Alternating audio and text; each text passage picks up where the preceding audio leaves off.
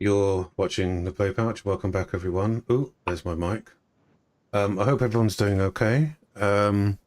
We are talking about Stellaris, which is a game that I have been trying to get into. I tried to once before, probably like a year ago or something, and it is completely going against how my brain functions. But Nick here is going to be showing me how to play it, so we're going to be doing some Let's Plays for you. That's Yep. coming up sort of soonish, not exactly sure when. But we thought before we do that, we'd give it a little bit of a review. Now, Nick's going to talk about this one because I don't really know much about it. Yep. So it'll be interesting to know. How are we doing, Nick, by the way? All right? Yeah, not bad. How are you, Pete? How did your Resident Evil go? Oh. Yes, it was very delightful. Thanks very much. Played as Leon as well in the end, didn't you? Good pick. Yeah, it was pants. I don't like that. The Leon's campaign. I think it's a bit shit, to be honest. Yeah. Um, I think because of Ada, she sucks. Yeah, she's not the best, is she? But anyway, so if you like our content, you know what to do. Subscribe, comment, like, all that good stuff. And yes, we have a Patreon. And if you choose to support us, that'll enable us to speak on YouTube a little bit more freely, which will be absolutely wonderful.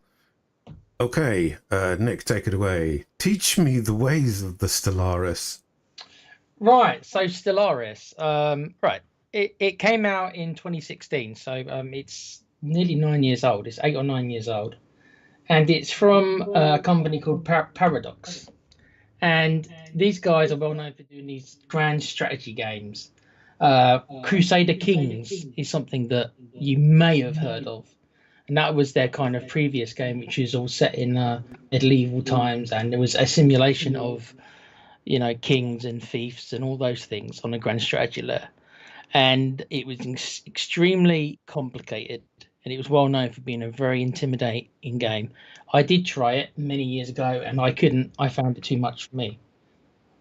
So when they announced that Stellaris was coming out, which was going to be not as complicated, it was going to be a kind of a mix of galactic civilizations and Crusader Kings. So I was looking at it when it first came out, and I decided to make the jump. And to be honest, it is actually a much easier game. I know you might not think so, Pete, but Jesus Christ. compared to some of their other games, it's much easier to get to grips with. So God Right. knows how hard some of the other ones I didn't try. Because I think they had another game called Universal something, where it's like a representation of you can play any country in the world, and it's set over 200 years and stuff like that. And they had another game. I think it's to do with Nazi Germany. So you can play as the Germans, or you can during the World Wars, or you can play as other countries. And it's all these different stats rolling in the game, all to do with economy, all to do with resource management, society management, stuff like that. Some Yeah. people find that stuff very dull. Others absolutely love it. Yeah. I like it, but I have my limits regarding, like, if some things are a bit too complicated for me, like it's too much. So it's like trying to find that middle ground. Civilization I like because that is not as many mechanics as something like the grand strategy games. The grand strategy games are the hardest ones. But when this came out in 2016, I mean, it let you pretty much have your space empire fantasy. So you can imagine all the different kind of sci-fi shows like the Star Wars world and the Star Trek world and Firefly, if you know what that is, and Babylon 5 and all these things, and The Expanse, which is obviously newer, all these different things. And you could literally role play a race in these games. So if you wanted to be the Borg, for example, which a lot of people do, you can play as in the game they're known as driven as simulators, and literally the Hmm. point of their civilization is to be the Borg. So they're robotic, so they go around and they incorporate populations into their collective. And you can play as that kind of empire, or you can play as the Federation of Planets. There's federations in the game. That's something I should add at the start as well. What me and Pete are going to play is going to be the base game, because what Paradox do, rightly or wrongly, this is how they make their money. Is they release very few games throughout their lifetimes, and they make games last 10 years. I mean, this game alone, Stellaris, is already 8 or 9 years old, but they Right. make their money because they release a DLC every 6 months. So you're getting two DLCs every 6 months, and I'll say to mixed results. Some DLCs offer a lot of good things to improve the gameplay, and there's other DLCs which are less so. So you can pick and choose, and I did send you that tier list, Pete, to give you an idea that if you were going to get one, this is the one you should get, etc., etc. Right. So the base game, when we do try it, it's going to be a little bit of a shell shock for me because obviously I haven't played the actual base game in many years because the DLC has added different stuff, different aspects of the game that won't be there. But if you're a fan of Civilization and these Grand 4X games, it is a space version of that, and I think it's the best one. There have been other ones like Galactic Civilizations, like I said, which have done it, and there's other ones as well. But I think this is the best one. I think you can simulate more or less any kind of empire you want from either your imagination or you can take it directly out of one of these TV shows or films. Yeah, the thing for me is just like it's like Football Manager of the space RTS world. Because there's so many boxes and options and I am completely overwhelmed. Every time I fire it up to take a look, I'm so overwhelmed. I don't know where to start. I don't know what to do, and the fact that there's 20 DLCs for it already, it's like 7 years old or something, and it's like I just don't know what to do. It gets to the point where my brain it implodes, and I can't like I can't sort of unravel it and work it out. What I need is someone to just tell me what to do. Yeah, and that is what we will do. I'll go through A to B just on the base game because that's how I started. I started obviously with the base game, which, by the way, the base game of Stellaris is significantly different to how it is now. That's even without the DLCs, because the mechanics. It's a game that it's known as a wiki game. It has its own wiki. So these games who have their own wikis. Normally means they're pretty in depth. So it is a wiki game, although I myself don't need to use the wiki because I've played it so much that I know things already. But as a newcomer, it is a wiki game. I don't think it's that complicated, but I had the luxury of playing it when it at its base, at its original. So when they introduced new features, I was there and I was introduced to the new features as they became bit by bit by bit. The problem with a new player coming into it now is that as you said, there's so many DLCs, and to be honest, you don't need all the DLCs, but there's a couple of them that really do improve the game, and I would recommend if you do get into it to get. But there's a lot of them, or at least some of them, which are just like well, unless you're going to play a certain type of civilization or empire, they're only there for that. You know, there's certain DLCs that they introduce a new empire type. For example, there's one called Megacorp. So that means that you can literally be like Weyland-Yutani, right? That's what most people played. I did when it first came out. First, I created Weyland-Yutani, right, from the Aliens franchise. All right. Because that DLC was all about introducing a new way to play the game, which is being a corporation. And playing as a corporation is mainly about trade, so you trade with everybody and stuff like that. Or you can be a criminal organization and cause trouble and do bad things in order to make money. But that stuff won't be in the base game. But that DLC is specifically about, oh, do you want that feature? So I wouldn't say, for example, that DLC is mandatory unless you like the idea of that. Like, oh, that sounds like I'd really like to do that. Then it's worth getting a DLC for it. So is it about the fact that you need to know what you want your civilization to be and how to grow? Because I'm used to games that sort of drive the narrative for me. So what you're saying is that this is the sort of game where you drive the narrative.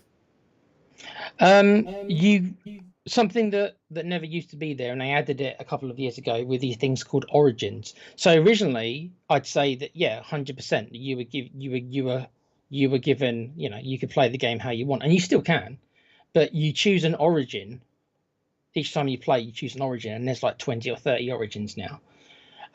Which means an origin obviously like a backstory. So this is your civilization, and this is their kind of backstory. Now you can kind of it gives you a chance to role play as well. Like if you say to yourself, okay, so I'm going to play the game, and this time I'm going to be a good guy, right? I'm going to try and unify the galaxy and defend it against, because there's these thing called end game threats, right? Which are these crises that happen at the end of the game.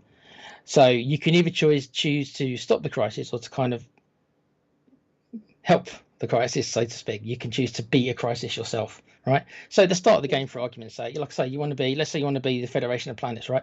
So your objective will be to get as many friends as possible, wipe out the ones who aren't friendly, and then try and survive the crisis at the end of the game, or near the end of the game. And you win the game generally via score. It's one of those games where you can win the game via score, or you set yourself a goal. Like if your goal is to be the Galactic Emperor, which you can be, you can do that. You need a certain DLC called Federations, I believe it's called, to be able to do that, to have that win condition. But you can do that. Or there's something they added called Apocalypse. I think that's the one it's called, which is a DLC, which lets you be the villains. And your objective when you play as the villains is to literally destroy all the stars in the galaxy. And you summon something. I won't completely spoil it for you because you might choose to do it at some point. And that is your objective. Your objective is to destroy all the suns. And obviously most of the other civilizations are going to hate you for doing this. So you're going to, you become the crisis. It's like you become the end threat. You can become that if you choose to. You get certain bonuses for doing it. You can become the galactic bad guys. You can become that if you want. So, and there's spiritualist kind of storylines where you can be, like more spiritualist, and there's like another dimension you can go to. I'm trying to remember the name of it, and you can get bonuses from it and stuff like that. Or you can be like a machine empire, where like the Borg, or you can be more of a friendly machine empire.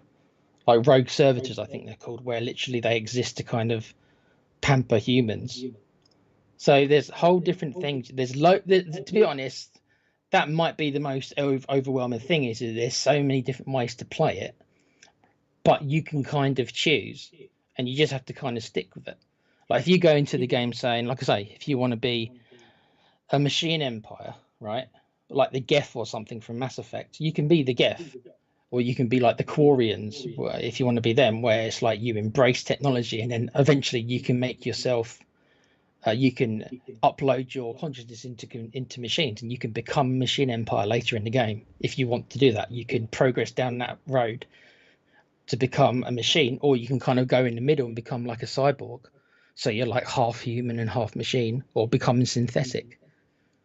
And it's got a lot of morality in it as well. Like you can play as pacifists, you can play as militaristic, you can play as spiritualists, you can play as materialists, and generally they're the opposite of each other, right? So if you play as a pacifist, you're not going to get on with civilizations who are militaristic. If you play as a spiritualist, you're probably not going to get on with civilizations who play as materialists. There's xenophobic empires who generally hate all aliens, or you can be xenophile, where you embrace the different aliens, kind of like in Star, the Federation. There is a lot to it, but it's not as complicated as you think. Not really. Not if it just requires getting used to it, honestly. But yeah, it's something that's literally frying my brain as you talk about it. It's really odd. It's like I really want to get into it, but it's I'm finding it so difficult to embrace and understand. I mean, like, I had the tutorial guy on full, and he still wasn't helping. It's. Do you mean the tutorial in the game? You mean? Yeah. And yeah, I was just like, oh god, I couldn't even get started. I couldn't even get to the point where I pressed play. I always kept it on pause. and I was just sort of going through everything, going, what? I thought there's so much that I have to keep an eye on. Like the resources at the top is probably the biggest part of it. And it is one of those things that when you get used to it, the resources, yes, there is a large part of the game, or a part of the game is resource management, but it's more empire management. Like resources, you can buy resources. It's all about creating an economy, right? So it's a space simulator, it's a combat simulator, it's an economy simulator, it's a government simulator, though not as in-depth government. Like there's not that much. But you can choose your government. If you, when I was saying to you earlier in Skype, Pete, regarding that the game can be more complex, kind of the more you make it. If you don't want to deal with certain things like your happiness of your civilization, then you can become a hive mind, or you can become a robot civilization where they're drones. That's in the game. And a lot of people prefer playing as them because it's simpler, and it is simpler to play. I wouldn't say it's better. That's subjective, but it's simpler. So maybe as a first time play, maybe it is best playing as either a hive mind, where some of the mechanics that you have to deal with if you're a normal civilization are not there. But at some point, you'll probably want to play something a bit more advanced, I suppose, for lack of a better term. But there's just loads of ways to play the game. That's why I think it makes it good, because there is loads of ways to play the game. Like I say, you can live out a lot of sci-fi fantasies, and like I say, one of the biggest ways I enjoy playing is I will role play a certain civilization from a certain TV show, and I will say, okay, so I'll make my decision based on what they would do. Like I have played as the Borg. I have done that. I've had a playthrough as the Borg where I did go around just to simulate and everything. It was quite a hard game because everybody hated me because of course they were going to. But there's other ways to play. You can play the game and not get into a war. You can play. You can play as a pacifist where you're not allowed to declare war. Your civilization isn't allowed. You can only be in defensive wars. So you're not allowed to declare war. If you play as a pacifist, you can't declare war. You can only be in defensive wars. And you sign treaties with people, you sign trade agreements with people, you can research stuff with people. There's a DLC called Federations where you can get into proper federations of people, like in Star Trek, where you team up. You can team up with. There's a Galactic Council as well. Is it something that you can change your mind? Like if you are a pacifist, you can't change your mind and become like a bastard empire. You can change your civics. You can. It's not easy, but you can. You can change your ethos, I suppose. Yes, you can. If you start as a spiritualist, for example. But the thing is that the population in your empire will mostly be, at least at the start of the game, will all be loyal to you. But the more planets that you habitat, right? And it's quite realistic. The more you branch out, the less influence you have. Do you know what I mean? So on your home planet, there's not going to be much crime. There's not going to be much deviance, is the word, right? But as you get more and more planets, like the further out, the more like the frontier planets that they start, the further out you go, the less loyal they slowly become. So you can do stuff to make them more loyal to you. But if you don't, they'll start having their own individual thoughts, right? They might start wanting to, for example, start being materialists. And if enough of them want to do that, then you can embrace it. You have a choice to embrace becoming a materialist, and then you can change from spiritualist to materialist. So you can do stuff like that. It's just it takes time. You can't just click your fingers and do it. You can't do that. Yeah, it just takes time. So how long would a typical game last then?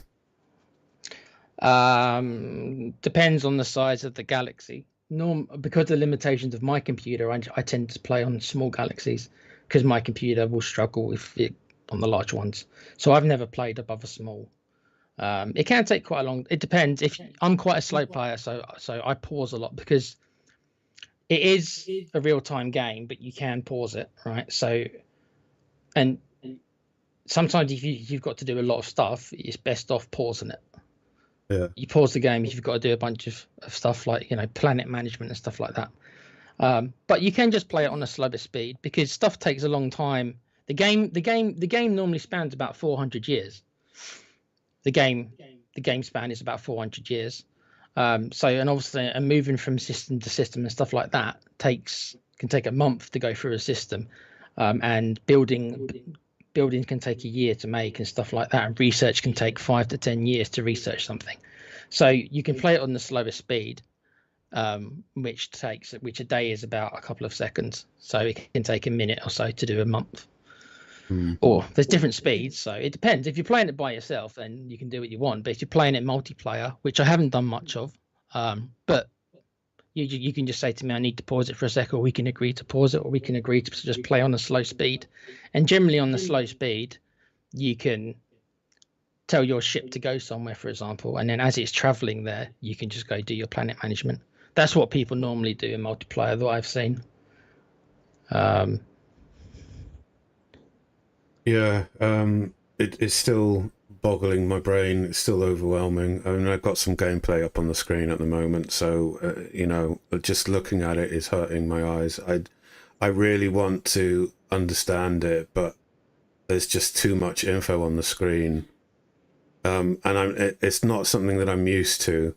Yes, I've played Civ 6 and other similar games, but this is on a completely different level. It's more complicated than Civ 6. It is, yeah. But it's not as complicated as, like I say, some of Paradox's other ones. It's not as complicated as them. Well, it's all about the mechanics. Once you know what the mechanics are, everything else kind of falls into place. And I can teach you it, and I can explain it pretty well. And honestly, I don't think you should be fearing it. You're a smart enough guy, and I know that. Whereas once you get your head around it, I think you'll enjoy it because you like your sci-fi as well. So I think that you'd probably enjoy it, playing certain races that. And you know, you haven't got to play something from Star Trek or Star Wars if you don't want to. Sometimes you can. Well, part of me just feels like I want to start with something that's familiar. So I'm thinking, well, maybe a Star Trek type game. Well, the default setting, which you might have already seen when you put up the game, is to play as the Federation of Planets. So already they're the first choice that they say you should do in your first game is to play as the Enterprise and that kind of stuff. That's kind of what it is. The United Nations of Earth, I think they're called. So that's like the default. That's the default pick you get if you just fire up the game. So that is, and I mean that if you play as humans, which most people I think do the first time, they'll play as the humans from Earth. It does a decent representation of the quirks of humans. Like I think one of their traits is wasteful, which means that they waste materials. So that says what they think about the human race, and stuff like that. But if you're playing as the humans, you are going to have to deal with happiness. And I think that for me. I think the happiness of your people, I think for me was always the hardest thing to get my head around. My head's around it now, and I think they've made changes to it, so it's not quite as impactful as it used to be regarding keeping people happy, and it's much easier to do nowadays than it used to be. It used to be a big thing to do with your population kind of changing their allegiances, as I said to you earlier. So if your civilization is a pacifist, the more planets you have and the bigger your empire gets, how it used to be anyway, is like I say, they would start to diverge, and then that's when you start getting issues. If you just stay to 1 or 2 planets, which you can do, you can stay to only a couple of planets and not expand that much, then you have less issues with that. But if you want to be like a sprawling empire, which I say generally is more powerful, but you can. They've changed the game again over the years. At the start of when the game came out, you encouraged us to get as much territory as possible, grab as many planets, grab as many systems right away, and that was literally how you played the game. But nowadays they've added a lot of mechanics where you can play tall rather than wide. Yeah. So if you play tall and you've only got a couple of systems, then you don't have to deal anywhere near with as much hassle because obviously it's all nearby, so you've got much more control over your empire. All right. Yeah. Yeah, I am looking forward to the first game session. We'll see how it goes. You know, It's going to I'm be not- me trying to teach Pete and trying to get him into it. I'm Yeah. not, you know, as I said, it's quite an old game. It's a successful game. It's still there. I would say that the sequel to it, I would imagine it can't be that far away. I mean, it is coming up to 10 years old. And Crusader Kings 3, I think, I don't know what the gap was between Crusader Kings 2 and Crusader Kings 3.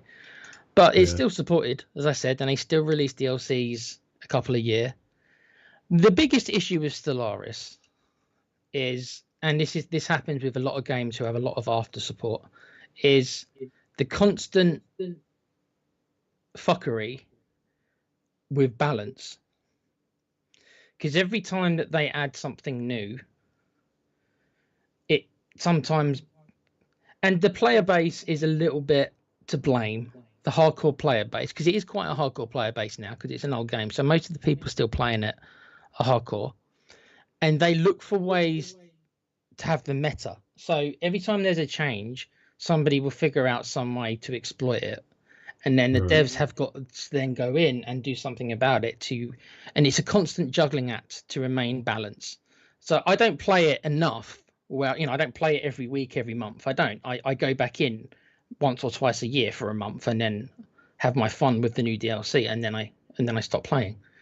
So I've got no idea what the current meta is, but I bet you if I were to go to a forum or something, or go to Paradox forum, there'd be somebody saying this is broken, a certain build or something you can get, a certain civilization which is just overpowered.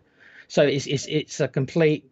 I'm not that interested in that. I don't care that much about that, to be honest. But it is something that you have to kind of deal with, where you might get used to something only to have it taken away from you in the nature of balance. You might find something that really works for you, a certain civilization, and enjoy it while you can, because if it's considered too overpowered, then they have to change it. And I understand why they've got to change it, because they don't want something to just flat out be better. They want everything to be viable, but it's very difficult to do that. Yeah. But because it's had 9 years of support, which is a good thing, and that is how they make their money, and that's it. They make their money, but via the DLCs. But that's the flip side of it. It's like the game changes a lot. The game changes a lot. So what might be today's game in 12 months' time will be different. So the game that came out in 2016 is significantly different to the game now, and that's without the DLCs. The DLCs add more, but even without the DLCs, they've changed some of the fundamentals. They've changed. Like you're seeing on the screen now that Pete's playing, you're seeing all these star systems connected by lines, right? That's how you travel through the game. That never used to be the case. There used to be 3 different types of travel.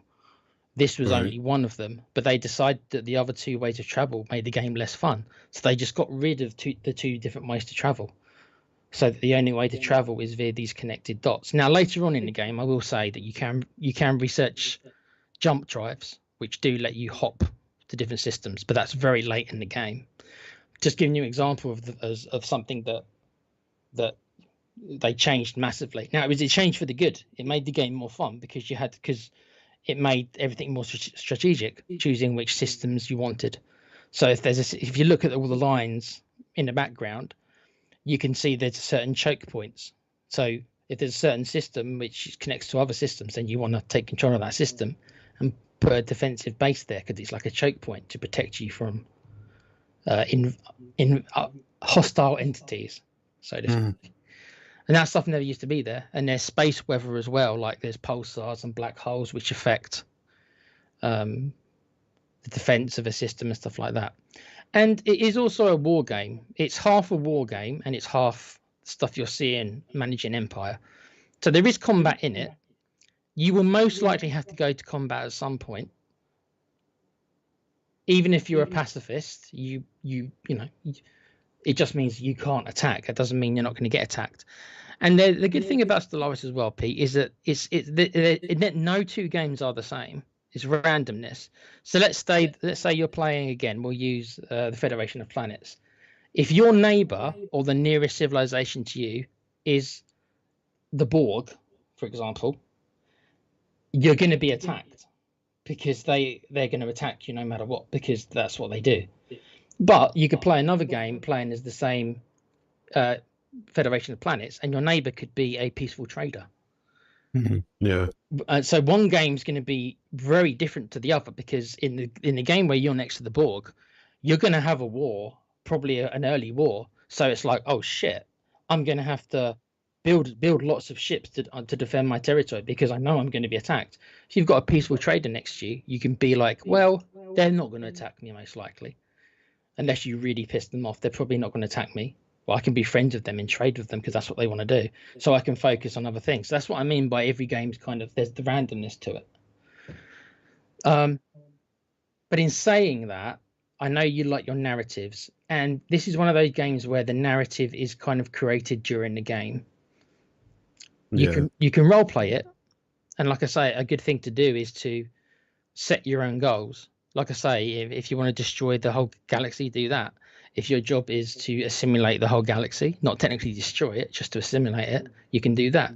If your goal is to just win via money or via power and stuff like that, then you can become a mega corporation. If your goal is to become the emperor or the leader of the Senate, so to speak, the Galactic Senate, you can do that. You can play more diplomatically and play like a pacifist and do that. And there's whole different skill trees for that. There's a skill tree for politics. There's a skill tree for warfare. There's a skill tree for trade. There's a skill tree for science and exploration. You can kind of do almost anything, which makes the replayability of the game really high. But you do have to kind of create your own narratives. The game isn't really, it's got little stories in it where you'll stumble across anomalies and stuff like that, right? Which you have to research, and you'll get a little bit of stories there. But of course, because the stories have been written for you by the developers, you will see duplicates after a while. The more you play, of course. There's only so many stories, obviously, in the game. Oh, okay. Well, yeah. All right. Yeah, it's still really baffling to me. It's totally alien. But yeah, our first game session hopefully will kind of dissolve those senses in me, I guess. I'm ready when you are, Pete. You tell me when you want to do it. I'm ready to go, bruv. All right. Though it's going to be a system shock for me, like I say, because I'll be playing the base game, which I haven't played in like 9 years, because like, no DLCs at all. So there will be a lot of the game that I'm used to that won't be there. So I've got to check my brain at the door, because I might be thinking, oh, I can do that, and then realizing, oh no, wait, that was a part of the DLC. I can't do that. Yeah, okay. Well, yeah, I need to go and wash my brain a little bit, you know, because it is just still very overwhelming to me. But yes, join us for that base session, and yeah, that will be coming up very soon. Not sure when yet. I've got some other obligations to deal with, but yes, very soon. And we're going to leave that session there. So if you liked our show, please consider subscribing, liking, and doing all that good stuff. And just to remind you, we do have a Patreon channel where if you choose to support us, it'll enable us to speak on YouTube a little bit more freely, with a little bit more gusto. So Should I give it a score, Pete, before I go? Yeah, oh yes, of course. I forgot about it's that. A review. It's an 8. I'd give it an 8 out of 10. If you like your 4Xs and you like space, it's probably the best around. Just because there's so much DLC for it. It's like I wouldn't rush and buy them all. Buy the base game like Pete's done. Give it a go, see if you like it, and then have a look at the DLCs. There's many kind of tier lists. There's certainly one or two which give you significantly more value for money than others. I won't go into which ones. That could be something else if people care. But there's lists you can find on YouTube. There's a guy called ASpec. Put ASpec into the search engine. He covers a lot of Stellaris stuff. So he's pretty good. Yes, okay. I give it an 8 out of 10. Certainly, it's a very good game and the best of this type. But yes, it is intimidating, as Pete says. It is at the start. It's intimidating, but it's not as difficult as you think when you get there. Well, it certainly does look very intimidating. So yeah, hopefully our first session will go all right. Okay, everyone, awesome. We'll see you on the next episode. Until then, Nick says goodbye. Bye-bye. And I say tally-ho as well. So see you soon, everyone. Make it so.